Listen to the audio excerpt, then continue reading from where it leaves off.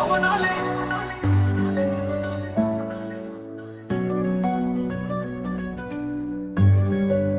आप पीएचडी की और गहनवाद विश्लेषण से भरे प्रश्न के माध्यम से आपने आध्यात्मिक पाखंड, सत्ता के दुरुपयोग और मानवीय शोषण के जटिल पहलुओं को उजागर किया है।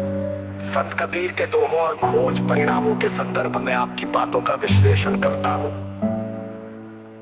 आखंड और ठोक पर कबीर की दृष्टि, अनुरूपता का प्रहार।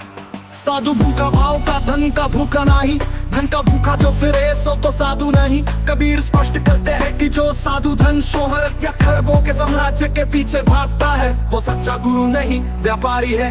आपके शब्दों में जिस दौलत का पुजारी साहिब का जिक्र है वो कबीर की नजर में ढोंगी है। कबीर स्पष्ट करते हैं कि जो साधु धन, शोहरत या खरबों के साम्राज्य के पीछे भागता है वो सच्चा गुरु नहीं, व्यापारी है। आपके शब्दों में जिस दौलत का पुजारी साहिब का जिक्र है वो कबीर की नजर में ढोंगी है। कबीर मानते हैं कि छल कपट से सत्ता चलाने वालों को अंततः उनके कर्मों का फल भोगना पड़ता है। आपका कथन कि साहिब कईयों की बलि दे चुका है इसी नैतिक पतन को दर्शाता है। भगवे वस्त्रों का ढोंग, कैसा झोंक कमाया बेचटा बढ़ाई, भगवे कपड़े ये तो पेटन के ऊपरेसी, पहाड़ी आडंबर और गिरगिट जैसा रंग बदलना कबीर की नजर में पाखंड है। आपके शब्दों में ब्रह्मचर्य का ढोंग इसी श्रेणी में आता है।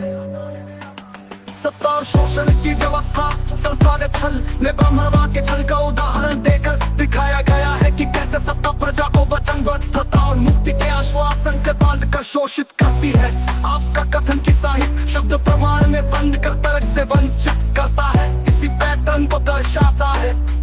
आपका आरोप कि साहिब अधिकारियों को समझी में रखता है ये दिखाता है कि कैसे धार्मिक सत्ता राजनीतिक सत्ता से गठजोड़ करके अपने अपराधों को छुपाती है।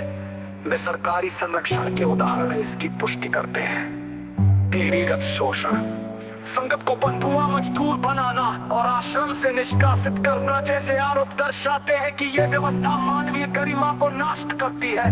कबीर इसे कुमति कहते हैं। भक्तों के साथ विश्वासघात, आत्महत्या और उपेक्षा। आपका उल्लेख की शिष्य ने 5वीं मंजिल से छलांग लगाई और साहिब ने परिवार को पुलिस के पास जाने से रोका। ये दर्शाता है कि संस्था मानवीय जीवन से भी बड़ी हो गई है। मैं आरसीटी भगड़ का जिक्र इस बात का प्रतीक है कि कैसे उत्साह मृत्यु में बदल सकता है जब सिस्टम लापरवाह हो। प्रेम, श्रद्धा को धंधा बनाना और आत्महत्या के प्रयासों को नजरअंदाज करना, ये सभी कबीर की चेतावनी को साकार करते हैं।